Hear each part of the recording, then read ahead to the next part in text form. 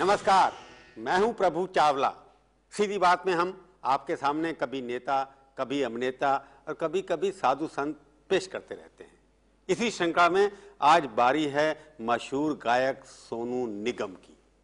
बॉलीवुड का ये मानना है कि सोनू निगम मोहम्मद रफ़ी की कमी को पूरा करने में लगे हुए हैं। क्या सोनू निगम अभी तक इसमें सफल हुए हैं, फेल हुए हैं या सफल होने के लिए इनको कितना समय लगेगा? आइए इन्हीं सभी सवालों पर करते हैं सोनू निगम से ही सीधी बात। सोनू जी, आपका सीधी बात में बहुत बहुत स्वागत है। धन्यवाद, थैंक यू। एक बात बताइए, ये फरीदाबाद में आप पैदा हुए, जैसे वहीं हुए ना? जी हाँ। फरीदाबाद से मुंबई आ गए आप और मुंबई में छा गया। दिल्ली में आए थे पहले। दिल्ली से बचपन दिल्ली में फरीदाबाद तो एक ही बात है ना? हाँ जी जी। फरीदाबाद से मुंबई का जो सफर है जी, आपने जो पूरा किया, इसमें कुछ आपको कठिनाई कैसे किया? मतलब आप कुछ कठिनाइयाँ आई? कठिनाई तो आती है, और ख़ास तौर से तब अगर आपके कोई बैकग्राउंड ना हो, स्टार पेरेंट्स ना हो। तो पापा मम्मी हम लोग सब दिल्ली में रहते थे, और जब 91 में सिंगर बनने के लिए मैं और मेरे पापा बॉम्बे में आए, तो ऑब्वियसली मेरी उम्र 18 साल की थी, तो कोई भी इसको गंभीरता से नहीं लेता था। पर वो माता की चौकी, आप जाते थे नाचने गाने वाने, वहीं से शुरू करते हैं ना सब लोग अपने? स्टेज शोज मैंने बहुत किए हैं। चल भी वहीं से शुरू किया। उस जमाने में काफ़ी लोग थे। जगराते मैंने बाद में शुरू किए थे। बचपन से हमने बहुत सारे शादियों के शो, कॉकटेल्स के शो, मेलों के शो, बहुत सारे मतलब प्राइवेट जो भी है, जिस पब्लिक शोज, कॉन्सर्ट्स। कमाऊ पुत्र शुरू से बन गया एकदम। पापा दिल्ली के बहुत ही जाने माने सिंगर, इनफैक्ट दिल्ली नहीं बॉम्बे के भी। हाँ जी, और मम्मी बॉम्बे से ही थी, तो वो भी बहुत अच्छा गाती थी, तो उनकी शादी बॉम्बे में हुई थी, फिर दिल्ली में सेटल हो गए थे ये लोग। तो क्योंकि पापा मम्मी का बैकग्राउंड गाने का था, तो मैं भी उनसे मुतासिर हुआ। तो सुन लगा आपको सिंगर बनना है, आपको शुरू से ही शौक था कि सिंगर ही? नहीं, एक्चुअली मेरी बहुत सारी और चीज़ें दिमाग में रहती थी हमेशा। मैं थोड़ा सा चंचल किस्म का लड़का था। मैं पढ़ाई में बहुत तेज़ था, तो मुझे था कि मैं साइंटिस्ट बनूंगा हमेशा। फिर लगा कि मैं साइंस 10th के बाद मुझे लगा कि मुझे IFS जाना चाहिए, बिकॉज मुझे बाहर घूमने का बहुत शौक था, इंडिया के बाहर घूमने का, और गाना हमेशा मेरे लिए एक टेकन फॉर ग्रांटेड चीज़ थी। पर 14 की उम्र के बाद मेरा गला खोलना शुरू हो गया, जब जवान होता है गला, तब मैंने कंपटीशन जीतनी शुरू किया। तब मालूम पड़ा कि जो मुझे चाहिए था वो इसी फील्ड में है, गाने में है। बाहर भी घूम सकता हूँ, पढ़ भी सकता हूँ, पैसा भी ठीक ठाक हो सकता है, and more than that artistic instincts मेरी सेटिस्फाई होती थी, तो इसलिए हम लोग फिर। पर आपने वो तो शुरू तो किया गुलशन कुमार के साथ ना, TC नकली गाने शुरू किए। जी हाँ। जो मोहम्मद रफ़ी के गाने आपके नाम से गाए जाते थे, तो नकली काम से आपने धंधा शुरू किया था? जी, इसे नकली कह सकते हैं, लेकिन मुझसे पहले बहुत लोग ऐसा काम कर चुके थे। विपिन सचदेवा जी वगैरह, बाबला मेहता जी। वर्जिन का उस समय एक दौर चला था, मैं तो उसके बाद में हिस्सा बना था। वर्जिन चला था 80s में, मैं 92 में उसका हिस्सा बना था। और वो जैसे आज गुलशन कुमार ने ऐसी इंडस्ट्री को बढ़ावा बहुत दिया ना, तो नकली गाने बेच के उसी में ही बन गया था। हाँ, वो इंडिया की पहली फिल्म भी आपने जो की। हाँ, इंडिया के कॉपीराइट एक्ट का उन्होंने नाजायज़ सबने फ़ायदा उठाया आज तक, क्योंकि कॉपीराइट एक्ट ही इतना वीक है कि इसका कोई भी फ़ायदा उठा सकता है।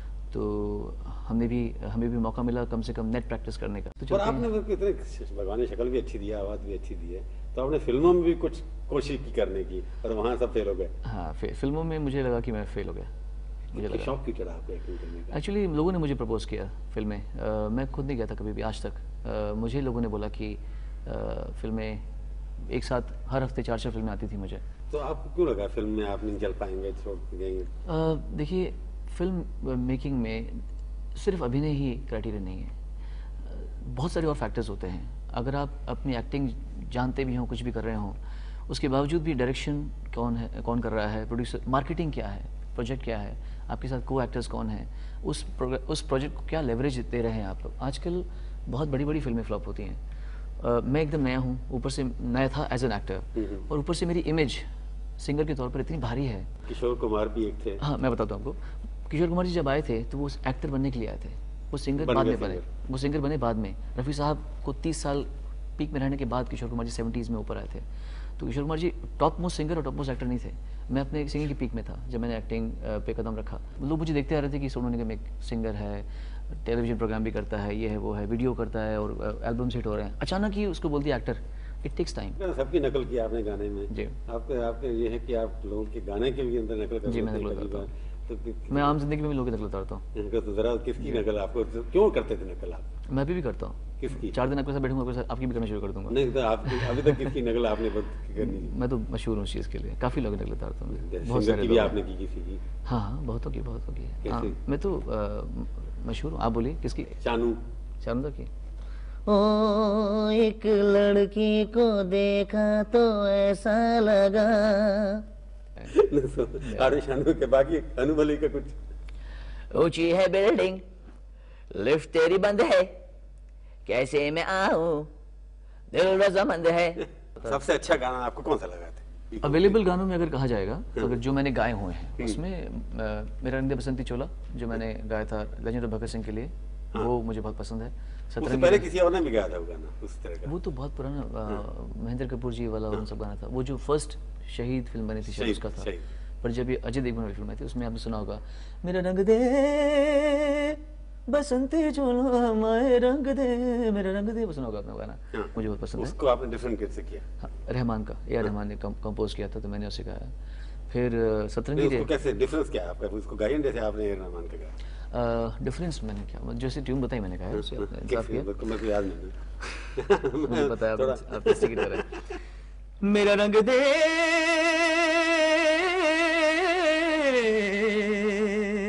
मेरा रंग दे बसंती चोला माए रंग दे, मेरा रंग दे बसंती चोला माए रंग दे, मेरा रंग दे बसंती चोला रंग दे, रंग दे रंग दे बसंती चोला माए रंग दे। हमारे जमाने की फिल्में जब हम देखते थे, अभी भी देखते हैं, अब तो हर आवाज जो हर एक्टर फिट कर देते हैं। पहले होता था कि सिंगर एक के लिए फिक्स है, जैसे मुकेश राज कपूर के साथ फिट हो जाते थे, मोहम्मद रफी दिलीप कुमार के साथ फिट हो जाते थे। सोनू निगम कहीं अभी तक आइडेंटिफाई होते हैं किसी फिल्म एक्टर के साथ।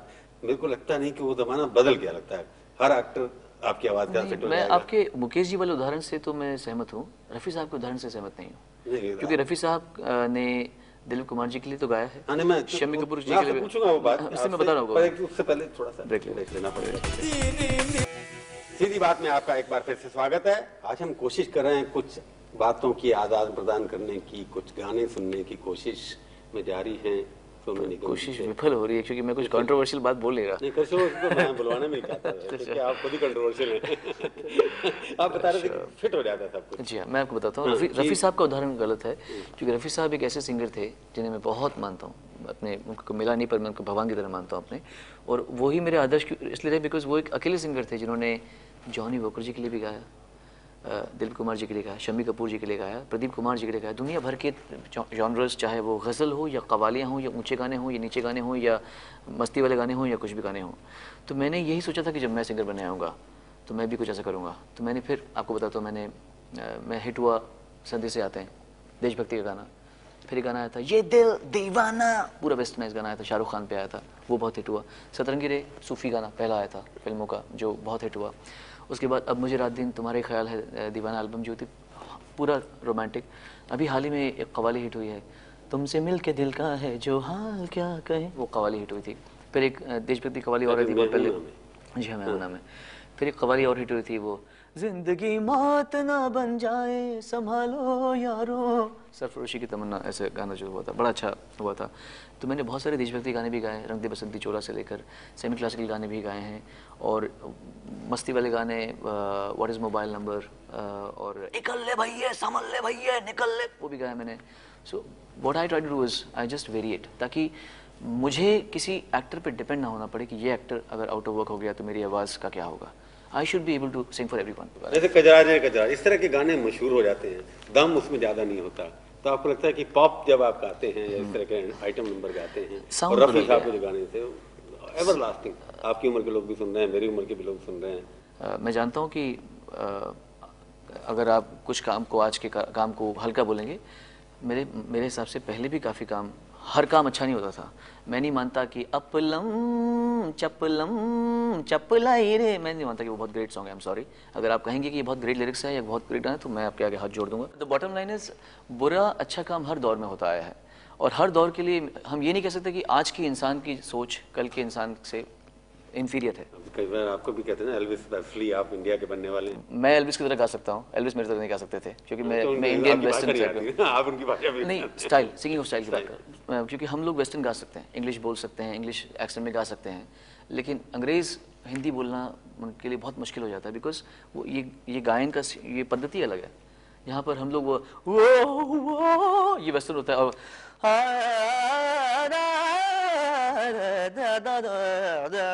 ये क्लासिकल हो जाता है। तो अभी दो डिफरेंट पद्धतियाँ हैं, इनको मिलाना बहुत ही I think it's a very difficult, जो मैं काम करता हूँ हमेशा, ताकि मैं जब प्लेबैक सिंगिंग करूँ तो जहाँ मुझे वो ये कर सकूँ तो मैं ये भी कर सकूँ, और जहाँ मुझे अगर गाना आता है कि तो ये भी कर सकूँ। सो आई फील दो अलग स्टाइल्स हैं। पर इतने क्लासिकल से पॉप में ये जो इस तरह के वैरायटी जो व्यूअर्स की आजकल, तो उसमें आप लोगों को परेशानी तो होती होगी क्या? होती है, बिल्कुल होती है। आज सबसे बड़ी परेशानी ये है कि अगर आप मान लीजिए प्रभु जी, अगर आप गाना, सपोज आपको गाना नहीं गाने का मन कर रहा, आप सिर्फ ये बोल दें मुझे कजरारे कजरारे कजरारे कारे नैना, अगर आप इतना बोल दीजिए बस, आपकी आवाज़ में रिकॉर्ड कर लूँ, एक सॉफ्टवेयर आता है एंटेरस, कंप्यूटर में आता है, उसमें आपकी आवाज़ डाल दूंगा, मैं एक एक नोट करेक्ट कर दूंगा और आपको लगेगा आपने गाना गाया हुआ है। ये ज़माना आ गया, ये डर की बात है बस। इस जमाने में अभी जो उस तरह के कंपोजर जो पहले जमाने में होते थे, लिरिक्स जो होते थे, अब गुलजार बेचारे कितने गाने लिखेंगे। सर जनता भी नहीं रही, सॉरी, जनता इंडस्ट्री दोबारा से रिवाइव होगी। नहीं, मेरा मतलब है कि सुनने वाले नहीं रहे। हम अभी, मैं कुछ समय पहले, इनफैक्ट कल रात को मैं गुलाम अली जी के साथ अपने घर पे बैठा हुआ था, तरत अजीज जी बैठे हुए थे हमारे, हम बैठ के यही बात कर रहे थे कि कैसे आहिस्ता आहिस्ता आहिस्ता आहिस्ता लोगों को सिर्फ डांस करना है कॉन्सर्ट्स में। कॉन्सर्ट्स में जब हम जाते हैं, आज से 3 साल पहले जब मैं कॉन्सर्ट में करता था तो मैं रफ़ी साहब गाने गाता था, लोग सुनते थे। आज अगर मैं गाता हूँ, मान लो अगर एक लाइन भी गा दूँ तो ऐसे हो जाता है। ये नहीं कि डांस कर रहे हैं, बस आते ही फर्स्ट गाने से डांस, शाहरुख ताली खान वाली सब ये हो गया है। 25-30 लोग आगे पीछे, लड़कियां। आई फील कहीं ना कहीं सोसाइटी भी रिस्पॉन्सिबल है इसमें। इसके बारे में एक बात है कि कभी ना कभी मशहूरी के लिए कंट्रोवर्सी भी होनी पड़ती है। आपने ऐसे वॉकआउट कर दिया अभी, अब पर्सनल हो गए, प्रोफेशनल नहीं हुए, वो कहते हैं ये पुटअप शो था, तो ये भी एक चार्ज है कि क्या था, असली थी या पुटअप शो था? स्पॉन्सर ने कहा कि करना वर्कआउट, तो कर गए आप। इसके पीछे कारण बताता हूँ कि ये क्यों हुआ।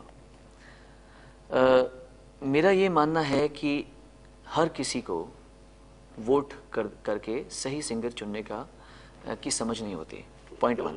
पॉइंट 2, मैंने खुद जज बनने का मंजूर किया है इंडियन आइडल में। इंडियन आइडल में मैं जज तो हूँ, लेकिन इसका फॉर्मेट ही ये है कि पब्लिक जज करेगी। ऐसे में जिससे याद आ जाएंगे वो। पॉइंट 2, तो मैंने वॉकआउट, या मैंने, अनु जी ने, फराज जी ने वॉकआउट क्यों किया? हमने जो वॉकआउट इसलिए किया क्योंकि पब्लिक समझ ही नहीं पा रही कि एक टाइम के बाद में आप बंगाल के हैं या महाराष्ट्र के हैं या साउथ के हैं या हिमाचल के, ये मैटर नहीं करना चाहिए, ये नहीं मैटर करना चाहिए। उस इलाके से याद आ जाते हैं। ये गलत बात है। अभी कभी को आसाम से हमेशा किसी को खड़ा कर रहा है कोई।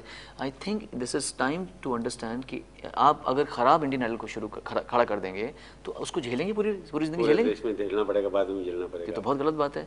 तो वो एक अलार्म जगाना बहुत जरूरी है। मेरी अकेले की नहीं थी, हम तीनों ने सोचा था कि बहुत हो गए, भी इतना अच्छा सिंगर हमने खो दिया। मैं नहीं मानता कि वो कि मतलब वही बनना चाहिए था, ऐसा नहीं बोलता मैं, लेकिन at least he should have been given a fair chance. वैसे पर्सनल लाइफ में भी आप काफी कंट्रोवर्सी, कभी कोई कंट्रोवर्सी पड़ती रहती है, इश्क भी होता रहता है, बहुत होते हैं, पॉलिटिशियंस के साथ भी हो जाता है कभी। ये मत बोलिए आप, this is something very very unfair. ऐसे बोलना अनफेयर है किसी के लिए। आप पब्लिक अथॉरिटी है भाई। मैं इस तरह से अपने आप को पब्लिक फिगर नहीं मानते आप? मैं पब्लिक फिगर मानता हूँ अपने आप को, लेकिन क्योंकि मैं ये कहता हूँ कि मैं पब्लिकली कन्फेस हमेशा करता आया हूँ। मैं बोलता आया हूँ कि इन्यूमरेबल अफेयर्स मिल रहे हैं ज़िंदगी में।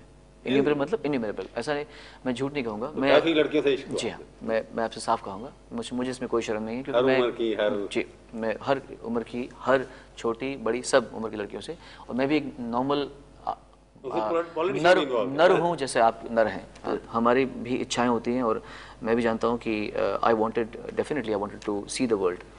लेकिन कुछ लोग हमारी ज़िंदगी से ऐसे जुड़े होते हैं जो बिना बात के, मैं नहीं चाहता कि उन पर कभी कोई उंगली उठे, जस्ट बिकॉज वो हमारे साथ में नज़दीक होते हैं या घर से जुड़े हुए होते हैं।